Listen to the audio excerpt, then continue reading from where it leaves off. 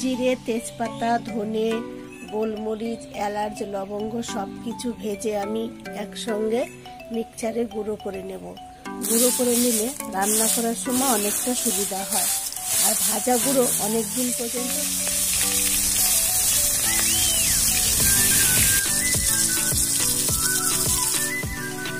আজকে রুই মাছটা আমি আলু, টমেটো আর পুদিনা পাতা নিয়েছি। এই পুদিনা পাতা দিয়ে ঝোল করব, কারণ পুদিনা পাতা খাওয়া অনেক উপকার এবং হজম শক্তি হয়, গ্যাস অম্বল। এর উপর জিরে ফোড়ন দিয়েছি, পেঁয়াজ রসুন ছাড়া, কাঁচা লঙ্কা আর টমেটো কুচি দিয়েছি, আলু দিয়ে লবণ দেবো, ভুজে দেবো। ছোট চামচের 1 চামচ লঙ্কার গুঁড়ো দিয়ে, লঙ্কার গুঁড়ো দিয়ে একটু আলুগুলো আর একটু বেশি একটা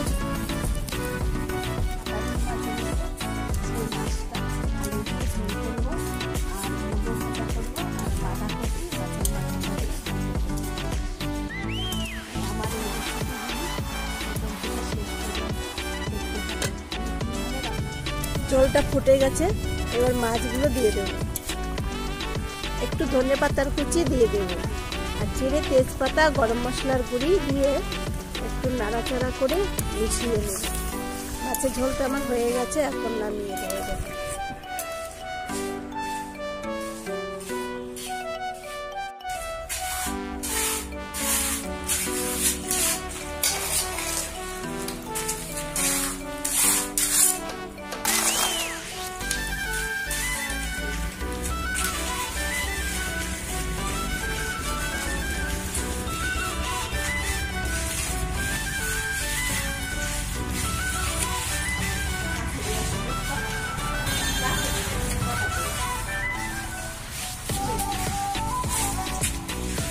নমস্কার বন্ধুরা, ক্রেজি ভিলফুড ইউটিউব চ্যানেলে আপনাদের সকলকে স্বাগত জানাই। আজকে আমরা ঘরের মেঝে ঢালাই করছি, কেমন হয়েছে সেটা কমেন্ট করে জানাবেন, আপনাদের বন্ধু বান্ধবের সঙ্গে শেয়ার করবেন, আর আমার চ্যানেলটি সাবস্ক্রাইব করতে ভুলবেন না।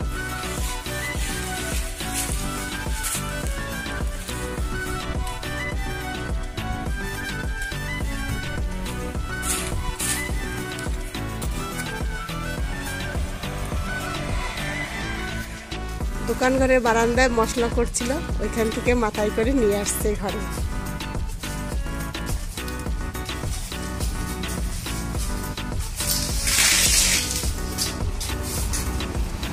বালি চেলে নেওয়া হয়েছে, আর এখানে মশলা করা হয়েছিল দোকান ঘরের বারান্দা, আর গামলাতে করে মাথায় করে ওই ঘরের ভিতরে নিয়ে যাওয়া হচ্ছে। টাইম কল তলাটা আমার পুরোটাই প্লাস্টার করা হয়ে গেছে, দেখুন আমরা নিজেরাই করেছি, মিস্ত্রি।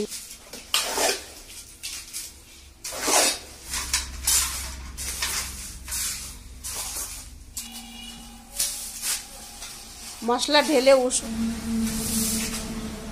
মশলা তৈরি করতে হবে, তারপর আমাদের পেছন পেছন ঘুরবে, খাবে, আমাদের বাড়িতেই থাকে রাত্রিবেলাতেও। অল্প একটু এই কোণাতে বাকি রয়েছে ঢালাই করার জন্য, আর বেশিটাই হয়ে গেছে দেখুন।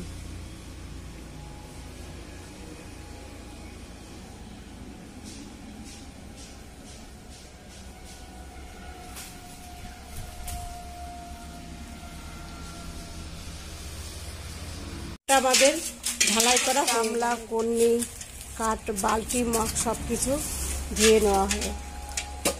ধুয়ে তারপরে স্নান